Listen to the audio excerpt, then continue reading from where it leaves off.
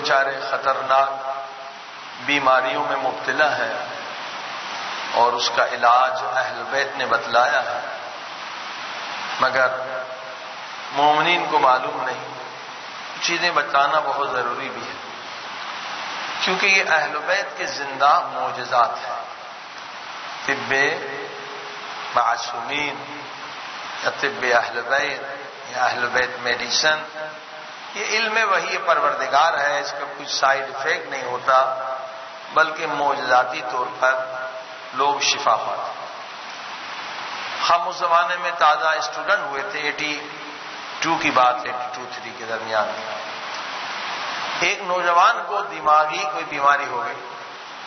Tehran میں سارے دماغ کے اسپیشلسٹ، برین اسپیشلسٹ سب کو دکھایا گیا، بہت خطرناک بیماری تھی، تو اس کا کوئی بھی انہوں نے کہا دنیا میں علاج نہیں ہے۔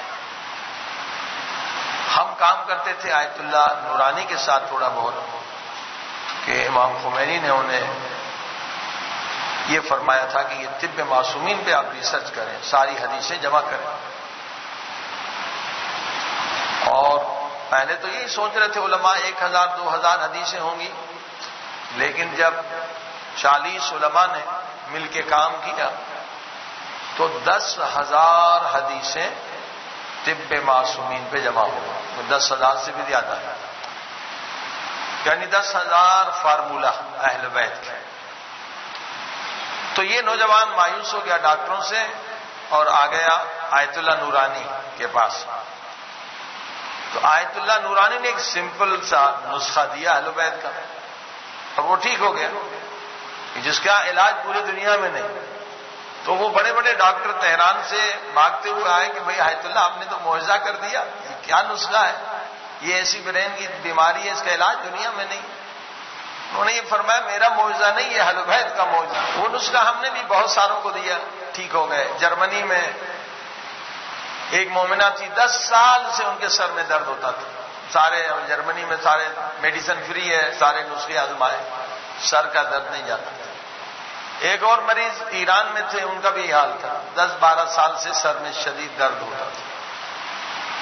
نسخہ آپ بھی سن لیں، کیونکہ اہل بیت کا نسخہ ہے، دوسرے کو بھی دے سکتے ہیں اور اس سے آپ کو بھی ثواب ملے گا۔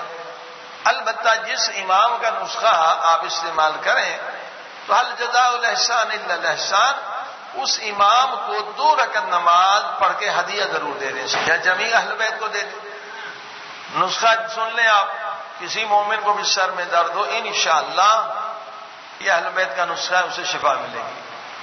وہ کیا ہے؟ سمپل ہے، کوئی دوائی نہیں، کوئی سائیڈ افیکٹ نہیں۔ اخروٹ لے لیں چھلکے کے ساتھ، اخروٹ چھلکے کے ساتھ، اور 2 اخروٹ لے لیں اور اس پہ پہلے 100 مرتبہ صلوات پڑھیں، 70 مرتبہ 70 ٹائمز سورہ الحمد پڑھ دیں، اور اس کے بعد اس کو اوون میں گرم رکھیں، مگر بہت ہلکی آنچ، اندر سے کالا نہیں ہونا چاہیے، پھر فائدہ نہیں ہوگا۔ بہت ہلکا لائٹ ہیٹ دینی ہے اس کو، اور جب وہ اوون میں تو آپ دعائے توسل پڑھنا شروع کر دیں، اور دعائے توسل ختم ہو جائے گی، آہستہ آہستہ پڑھیں، تقریباً آپ 15 منٹ یا 20 منٹ اس کو اوون میں رہیں، بالکل ہلکا، اور اس کے بعد اس کو نکال کے اور توڑ کے گرم کھانا ہے۔